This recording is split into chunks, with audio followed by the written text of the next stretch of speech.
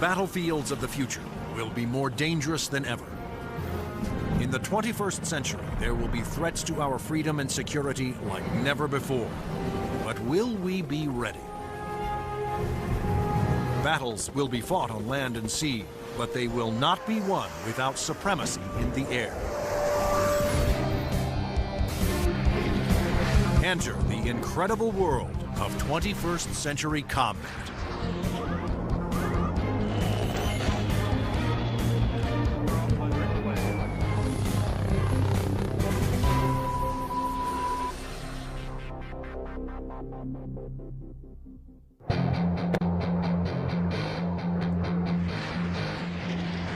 Air power is the dominant strategic force. It's air power that lets you influence events and respond to events quickly. It's air power that lets you fight a war without putting hundreds of thousands of people on the ground.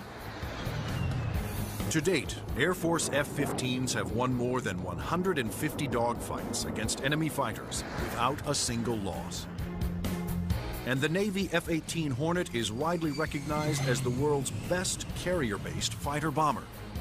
But in the future, neither the F-15 nor the F-18 will be able to survive against deadly enemy anti-aircraft missiles.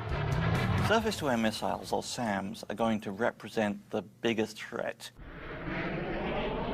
Those very formidable systems developed in Russia or China will have to be taken out of action very quickly in any future conflict. The fighter of the future will need to be stealthy to slip past enemy radar. It must be able to take out anti-aircraft installations. And it must out-dogfight any enemy fighters that get in the way.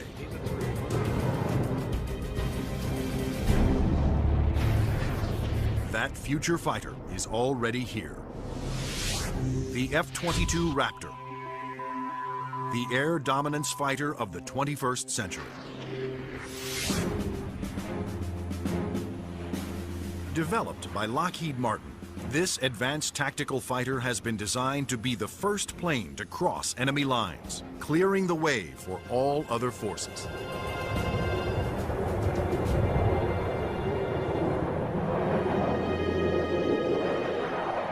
The F-22 is both an air-to-air fighter and an air-to-surface fighter, so it can drop precision weapons. That means it'll be able to go in early in a conflict, knock out all the air defenses that an enemy has, and also take out certain ground targets. And open the door for all the U.S. forces, whether they're ground vehicles or other aircraft, to come in and continue the fight. The development of the F-22 Raptor first began in 1985, when the Air Force requested proposals for an advanced tactical fighter jet to replace the F-15 air superiority fighter. Military planners feared that the F-15 would not be able to counter new air and ground threats on the horizon. The result was the creation of the F-22. The capability of the aircraft is a quantum leap above what exists right now, and it's going to take air power and revolutionize it into a whole new world. In the battles of the future, stealth will be critical for all new fighters to avoid being seen by enemy radar. Non-stealthy aircraft just will not survive in the air battles of tomorrow. Stealth technology was created to counter advances in radar. Radar works by sending out radio waves and measuring the amount reflected back to determine the distance, speed, and course of an object. But stealth aircraft are designed with surfaces that deflect radio waves away, making them nearly invisible to radar.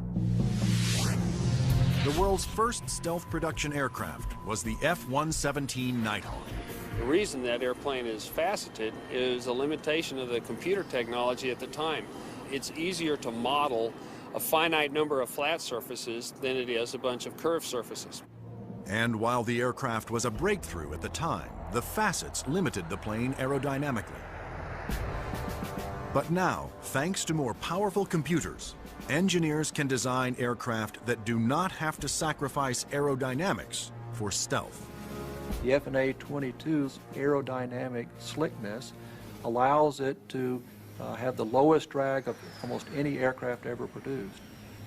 The F-22's aerodynamic superiority, combined with its stealth and firepower, make it a far better adversary than any aircraft before it.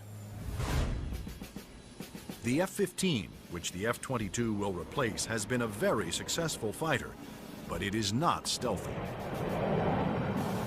The F-117, while stealthy, carries no air-to-air weapons and is not designed for air combat.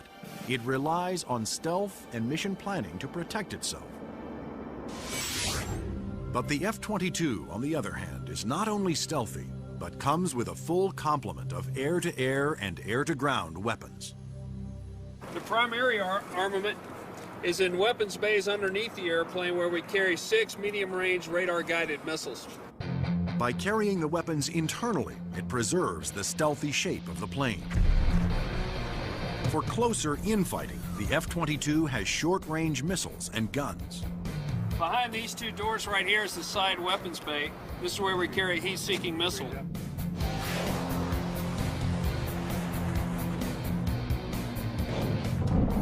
For close-in armament, the Raptor is equipped with the M61A2 cannon. The muzzle is hidden right behind this door right here. It's hidden because of the stealth characteristics of the airplane. Cannon carries 480 rounds and is capable of shooting 100 rounds a second. The F-22's advanced weapons systems will make it a formidable interceptor, as will its unique ability to find enemy aircraft without revealing its own position. When other planes use their radar, they become visible to every other radar system in the area. But that's not the case with the F-22. Perhaps the highest tech part of the airplane is the radome itself.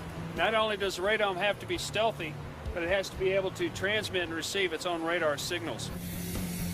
How the F-22 radar achieves that remarkable feat is classified. But what is known is that the F-22 can see enemy aircraft at a distance while remaining invisible to them. The first time that the bad guys will really know there's an F-22 in the area is when one of them blows up.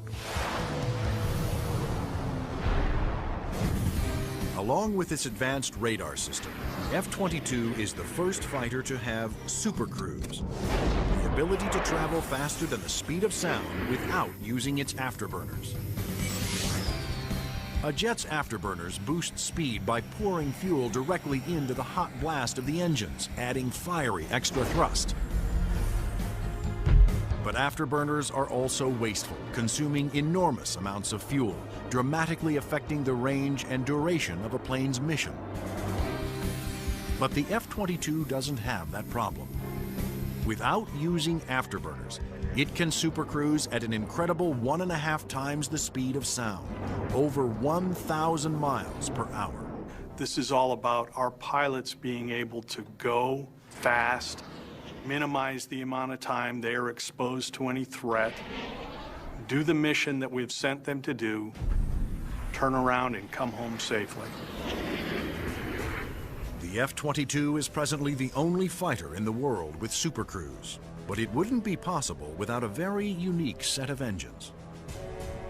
The goals for Pratt & Whitney were to provide a transformational engine that the Air Force needed, one that was stealthy, maintainable, and fast.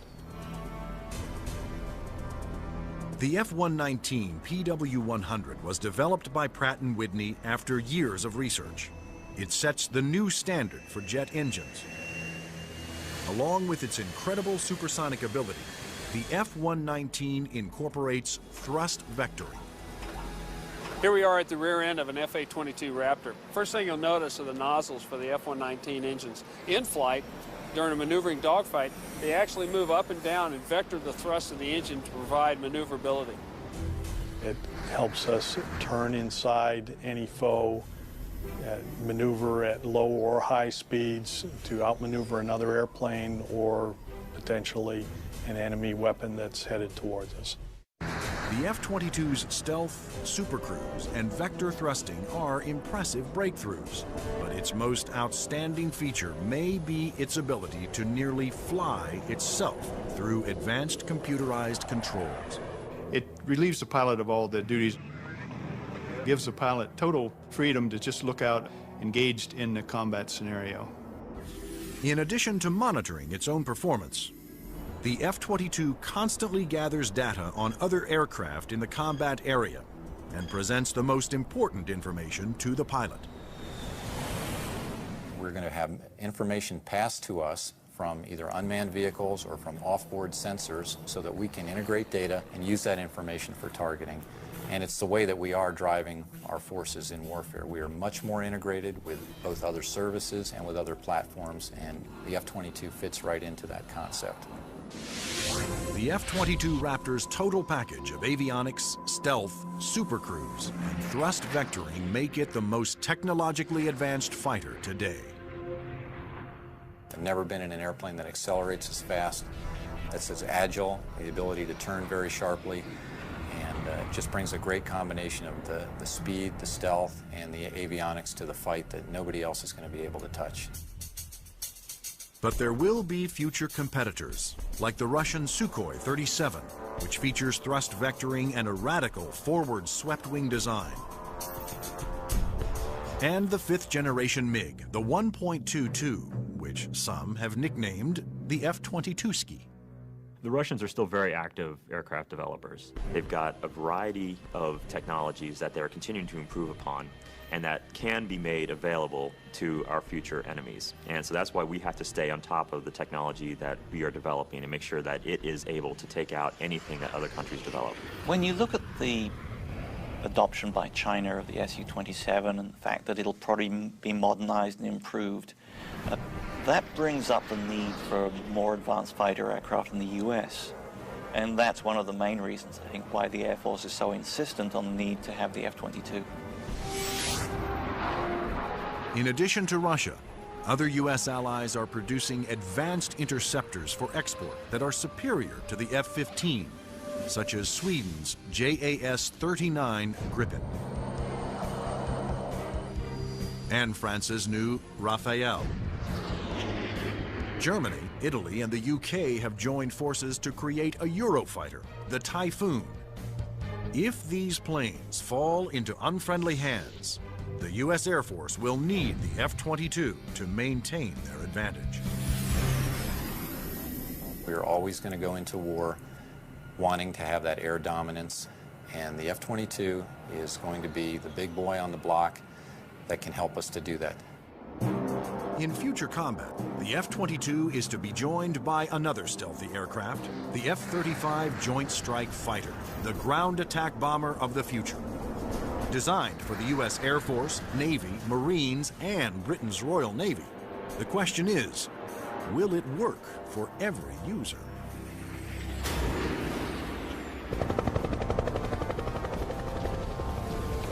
The rules of war have changed. Brute force has given way to high tech, and conventional weapons of the past will no longer be effective.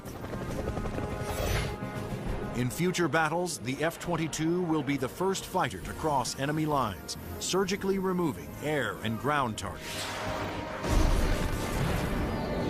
Next in, the F-35 Joint Strike Fighter, the attack bomber of the future. It will assume the air-to-ground attack role for the U.S. military. The F-35 can carry heavy weapons externally for maximum effect. But when a smaller payload is carried internally, it is nearly as stealthy as the vaunted F-117 Nighthawk.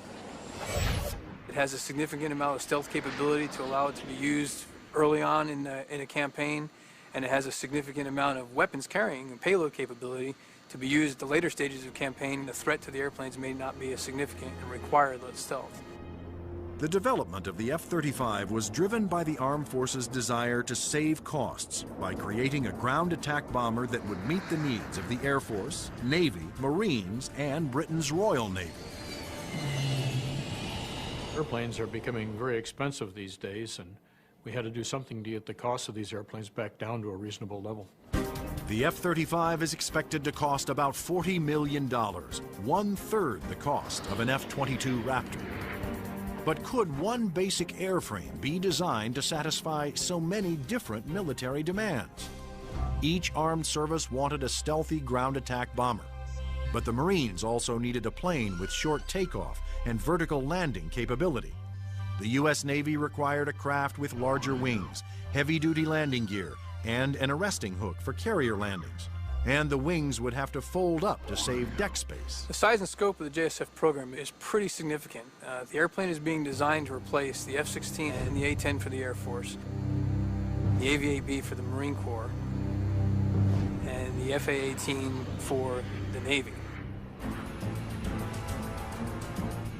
Unlike the twin-engine F-22 Raptor, the F-35 Joint Strike Fighter was designed around a single engine to keep down not only costs, but weight. A lighter plane can carry more weapons. For the Joint Strike Fighter, one of the keys of its mission is the ability to handle a large amount of ordnance and bring it to an enemy site. That all works better with a single engine.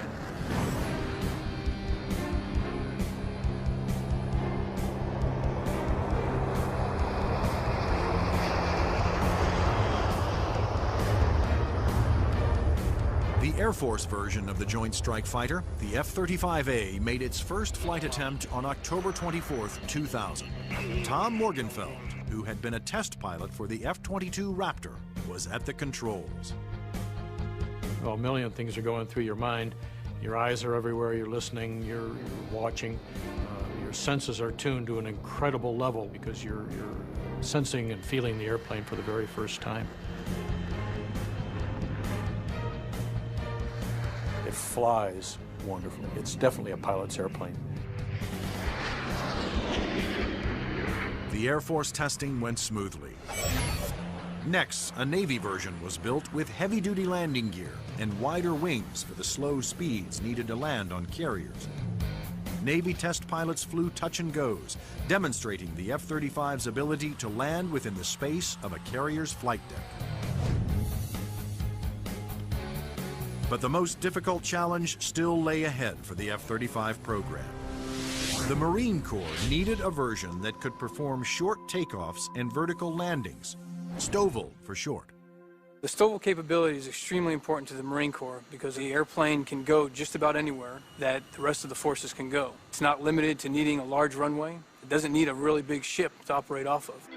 Engineers at Lockheed Martin, the designers of the F-35 Joint Strike Fighter, took a hard look at the AV-8B Harrier, the STOVL fighter that the new aircraft would have to improve upon. The Harrier is a great airplane if you look at the fact that it's basically 1960s technology. It's achieving all those wondrous STOVL flight sort of maneuvers without the aid of a lot of computers. The Harrier's ability to take off, hover, and land vertically is achieved by vectored thrust. The powerful force of its jet engine is directed downwards through 4 nozzles that can pivot 90 degrees. I was brought in because I am a Harrier pilot with almost 1,600 hours in that airplane.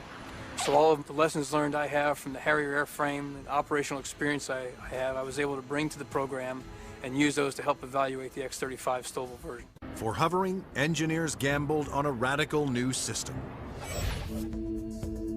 They planned to supplement the vectored thrust method by harnessing the jet engine to a drive shaft that would power a fan to blast air downward. In 1991, we unveiled this shaft-driven lift fan system to the technical world. Some actually said, "You gotta be kidding me. Are you guys serious?" The lift fan required doors to open behind the pilot on the top and bottom of the plane to draw in more air. The fan would blast air down mid-ship, while the jet nozzle in back swiveled, blowing its powerful exhaust down to create a balanced lift force. The shaft-driven lift fan system allows you to harness a lot more energy out of what the engine is producing. But harnessing a jet engine to a drive shaft proved to be extremely difficult. The mechanical energy we were dealing with in the shaft-driven lift fan system was very large. We had 28,000 horsepower being transmitted from the drive shaft from the main engine to the lift fan. And that's similar to the power going through a U.S. naval destroyer. The lift fan's ability to blend large amounts of cool air with the hot jet exhaust provided another important benefit.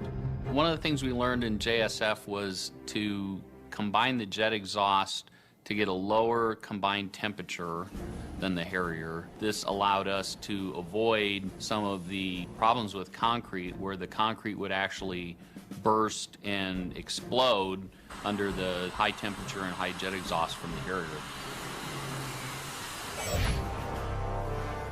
At the Lockheed Martin test facility in Palmdale, California, the revolutionary lift fan system was put to the ultimate test, in the air. If the lift fan failed during hover, the plane would crash.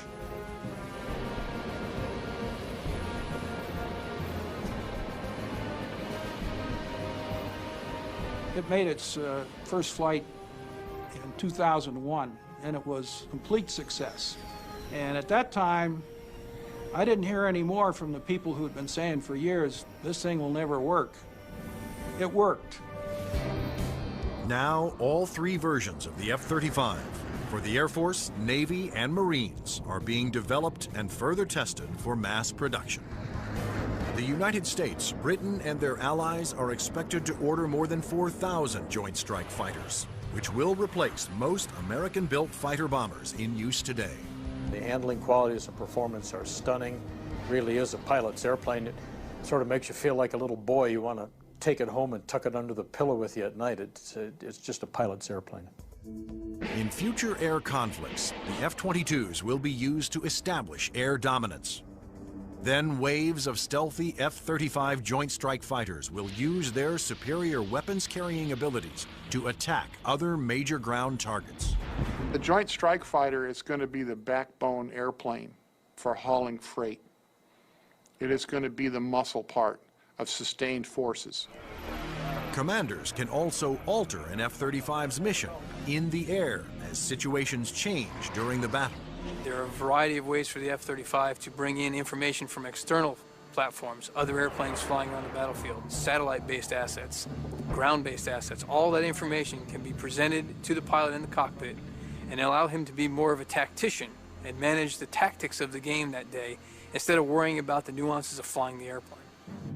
The pilot's job will be to supervise the process of identifying the target and then to give consent for weapons release.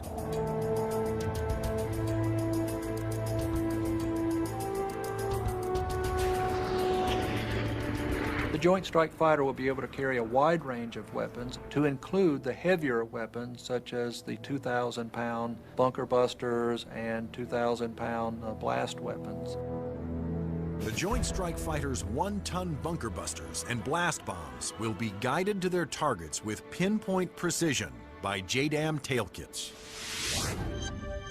The Joint Direct Attack Munition, or JDAM, is a kit that can be put on any bomb to give it the brains to know where to go, and the movable tail fins to guide it there.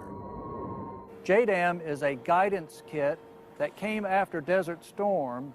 This little round piece on the side there is an inertial navigation clock. Now this clock, instead of measuring seconds, measures feet. If you take the unit and you tell it where it is right now electronically, and then you move it back a foot, or you move it up a foot, it measures every centimeter and every distance. The bomb knows the coordinates of where the airplane is, and it also knows the coordinates of where the target is. And when the weapon is released from the airplane, it simply flies from one set of coordinates to the other and does its thing when it gets there. Because a JDAM is directed by GPS, or Global Positioning Satellites, it can hit targets regardless of visibility.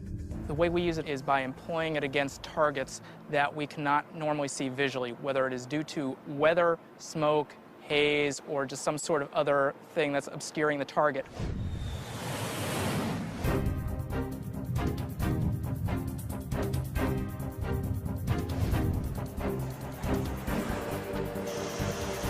As a JDAM falls, its inertial clock keeps track of its position and signals the tail to make course corrections, directing it to the target.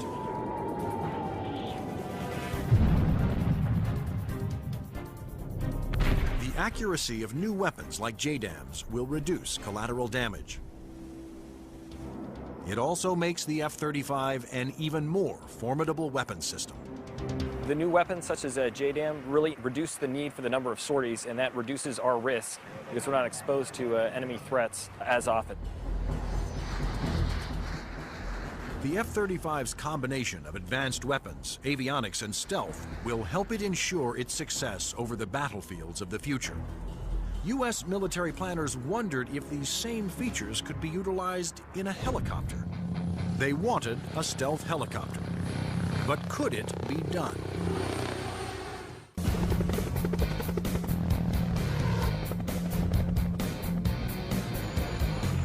Over the last 50 years, helicopters have evolved from slow-moving multi-purpose support vehicles to fast-moving frontline attack ships.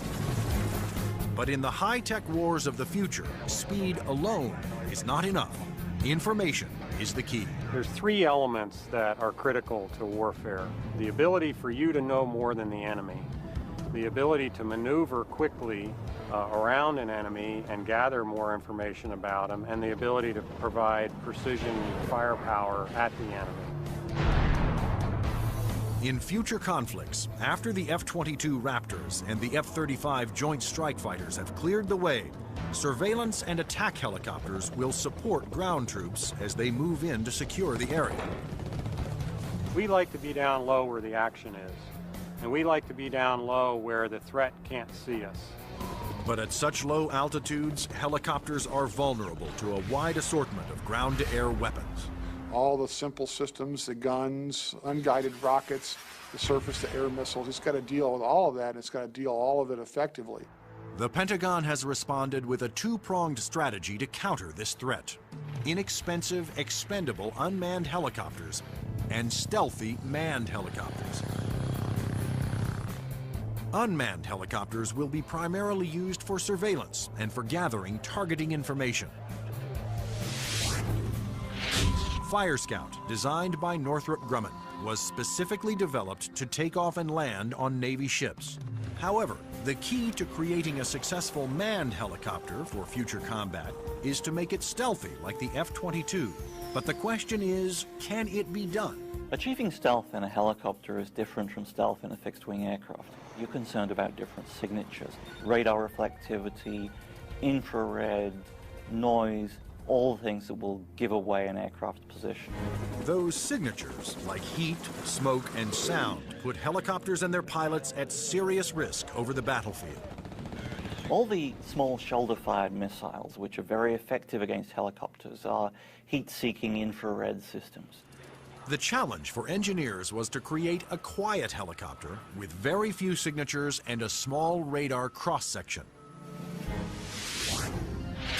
And that's exactly what Sikorsky has done with the new RAH-66 Comanche. In the Comanche, with all the stealth capabilities, we can defeat the radar threat.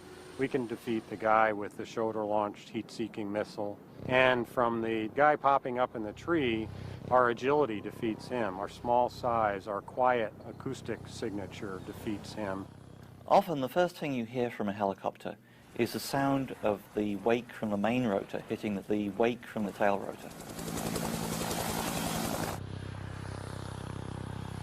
In the Comanche, the fan tail is shrouded, so there is no interaction between the fan blade tips and the main rotor tips, and it's also canted slightly. And those all contribute to reducing the acoustic signature. Engineers also experimented with the main rotor to find a quieter design. If you look at a Comanche, it's got a 5-blade rotor, and what that does is it cuts down the normal chop, chop, chop sound from a helicopter into a more discreet whir that kind of blends into the background. Reducing the heat signature of a helicopter is also essential to making it more survivable. When you look at a Comanche, the first thing you ask yourself is, where's the exhaust? Where does all this hot air get out of the engine? The Comanche's exhaust actually escapes through the tail boom, where it is instantly dispersed by cool air from the rotor. That missile has to have something to home in on, and that's a heat signature. Comanche defeats that by the engine exhaust being mixed with ambient air and cooling it so that there's no longer a heat plume for that missile to home in on. To defeat radar, the Comanche utilized the stealth secrets first developed for the F-117 Nighthawk. There are no radar-reflecting right angles on its outer fuselage, and all weapons are carried internally to help keep its stealthy shape. What's interesting about the helicopter is some of the things that achieve stealth actually make the helicopter better. Things like the retractable landing gear and the retractable weapons bays, that also makes it sleeker and faster. So once you've bought into the stealth part of it, you get other superior attributes.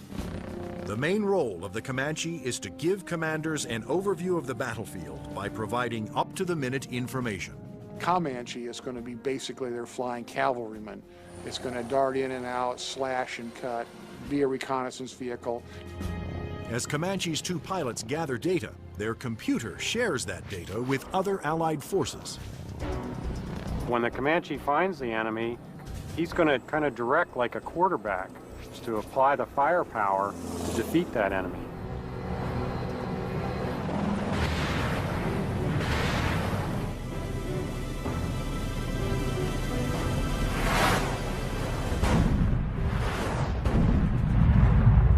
Engineering advances have also made the Comanche one of the easiest and most forgiving helicopters to fly. One thing that Comanche brings that other previous generation helicopters can't bring to the table is the pilot can maneuver the Comanche in virtually any axis without fear of exceeding any limits. Although it will be used primarily for reconnaissance, the Comanche will also be armed for self-defense. The Comanche is capable of carrying a wide array of weapons, all the way from guided missiles using a laser guidance system, heat-seeking missiles, which would be more of an air-to-air weapon, or unguided rockets, and also the latest Hellfire is pretty much a fire and forget. In addition, Comanche's pilots can ask Allied aircraft to fire missiles their way, and can then take over and guide those missiles to their targets.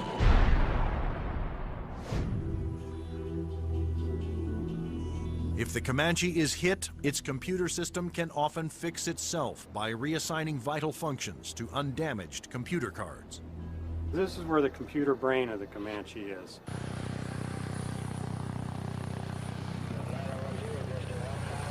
In support of its reconnaissance mission, Comanche can control as many as 5 unmanned aircraft. When the Comanche may be employed, it may have little vehicles that it launches out, so it has its own little eyes over the hill so it can see what's going on without putting itself at risk. In addition to launching its own unmanned air vehicles, Comanches may be aided on the battlefield by swarms of LOCAS, small intelligent missiles with their own computer brains. It's about 31 inches long, weighs a little over 100 pounds, carries a single warhead, has a laser radar. In other words, it has a scanning laser beam that generates pictures. The LOCAS also communicate with each other and cooperate in searches and attacks. You could have a swarm of LOCASes, each of which has its own eyes, each of which is thinking, but each of which is communicating with each other. Send that imagery back to the operators who could either use these as surveillance probes or, in fact, as weapons themselves. Weapons like LOCAS reflect the trend toward electronically linking all Allied forces and weapons so that information can be shared and used by all. By networking aircraft over the battlefield, with surveillance platforms and other weapons systems, commanders can quickly change missions to take advantage of up-to-the-minute information.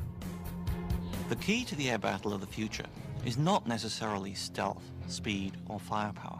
It's going to be information. Unmanned air vehicles, or UAVs, will provide a large part of that information while flying long-duration surveillance missions. So, will the Air Force of the future have no pilots? Since the very first use of airplanes in war, military planners have looked for ways to make aircraft more effective and more lethal.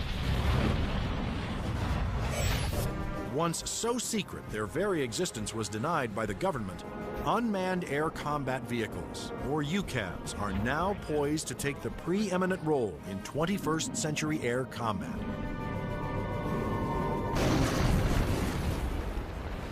UAVs are certainly going to change air power in the 21st century. You can see it starting to happen today, but what we're looking at now is just the beginning, because there's going to be more of them, and they're going to be better. Unmanned aerial vehicles allow the military to do more with less, to put more aircraft into the air than you otherwise would be able to because of the limited number of pilots that you might have, or where it might be too risky.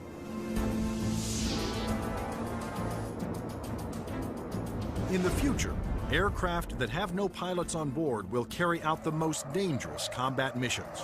Today, unmanned air vehicles, or UAVs, are already taking over the role of long-duration surveillance. UAVs don't have mothers.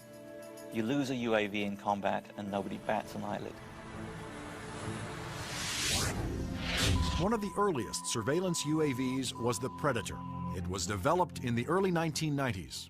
When you look at Predator, basically they start off as being long-endurance systems that can really persist over the battlefield. In Afghanistan, Predators provided critical real-time intelligence. And it was there that a Predator made an amazing transformation from surveillance to armed aerial attack. Fired a Hellfire missile, an Al-Qaeda convoy, and destroyed one of the vehicles in there. And at that point, it crossed the line from an unmanned aerial vehicle into an unmanned combat aerial vehicle. Today, the new Predator B can carry up to 10 Hellfire missiles. Of course, its primary mission is still what the military refers to as ISR, or Information, Surveillance, and Reconnaissance. It's basically a poor man's satellite. I mean, you can bring it in and let it dwell in an area. UAVs transmit important visual information to battlefield commanders via satellite or other data links. Once targets had been located, identified, and cataloged, these could be disseminated to other weapons or weapon systems. Reconnaissance UAVs have multiple ways of conducting surveillance. On clear days, they use specially stabilized optical lenses that can zoom to high magnification. At night, they use infrared, and under adverse conditions, they use synthetic aperture radar to pierce the thickest clouds, sandstorms, or oil field smoke.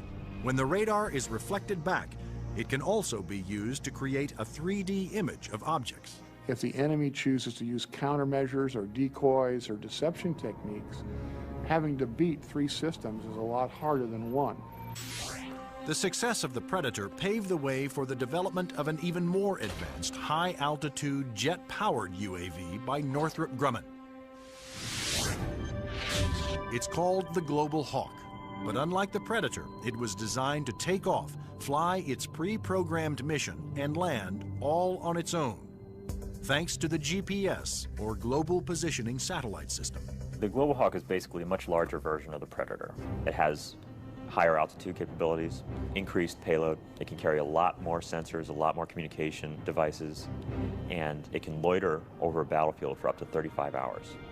The Global Hawk can stay aloft for a day or more, providing constant near real-time video surveillance over an area the size of Illinois. Predator and Global Hawk give us an up-close view, which is something you can't get from a national asset, which would be a satellite type of thing.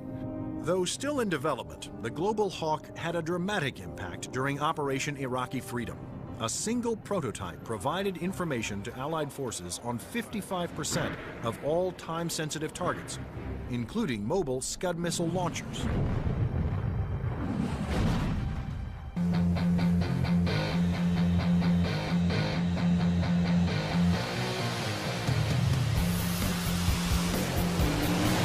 Like the Air Force, the Navy wanted its own autonomous UAVs. However, designing one to take off and land on an aircraft carrier was a tremendous challenge. But the engineers at Northrop Grumman were up for it. In the summer of 2000, they began working on the X-47 Pegasus. The hardest part of the Pegasus program was definitely the flight controls. Getting on and off an aircraft carrier, of course, is one of the toughest design problems for an aircraft. And doing this with a tailless vehicle like Pegasus certainly was the toughest problem we had. That problem was solved by using 6 innovative surfaces to make the plane climb, descend, and turn. This surface just rotates up. the Elevon, of course, both up and down, and then there's another inlay on the lower surface as well. The first flight of Pegasus, the demonstration was very, very successful. It lasted approximately 12 minutes. There was no human in the loop. But could Pegasus, without any human assistance, land within the tiny space between the arresting cables of an aircraft carrier? The engineers came up with an ingenious way to find out. And we actually glued a small paintball down onto the bottom of the hook so we could get a clear touchdown point. That was quite an achievement that we're very proud of. The Navy will use its stealthy UAVs to get targeting information for its guns, missiles, and fighter aircraft. The initial focus has been on information, surveillance, and reconnaissance to provide targeting information to the Navy's strike packages.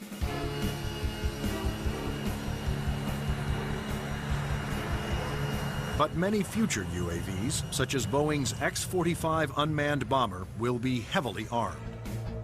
Although flying pre-programmed missions, armed UAVs will still need human permission to fire. It has to know where friendly forces are on the ground, where civilians might be, where collateral damage, i.e. hitting a church or a mosque, might be an issue. So there is an element that we always retain where a human in the loop is important. You can have a weapon that's doing its own surveillance and has its own ability to engage a target. And that gives you a level of dominance that we're just emerging on right now.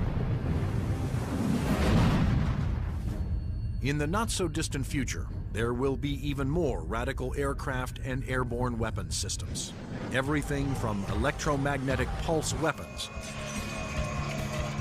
to powerful airborne lasers to hypersonic aircraft that can fly to anywhere in the world in 2 hours or less. But how soon will these high-tech secrets become a reality?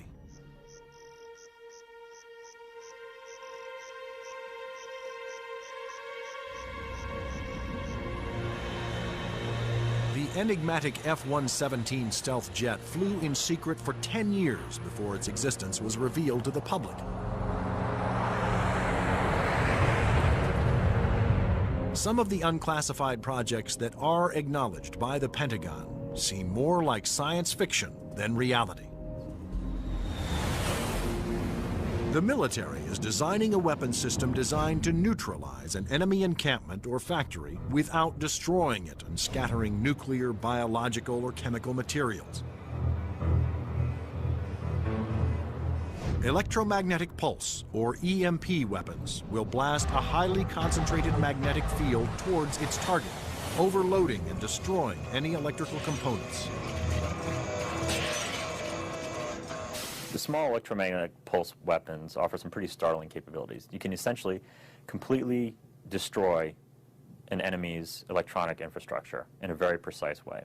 You can fly over a small facility, only a couple of acres, fire it, and suddenly none of their computers work, none of their weapons work, none of their electronics at all will work.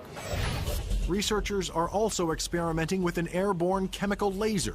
An entire aircraft has been turned into a chemical energy plant that points that laser at a target and burns through missiles. This aircraft will fly at higher altitudes and will primarily be used for Scuds or for ballistic targets that would be fired from one country to another.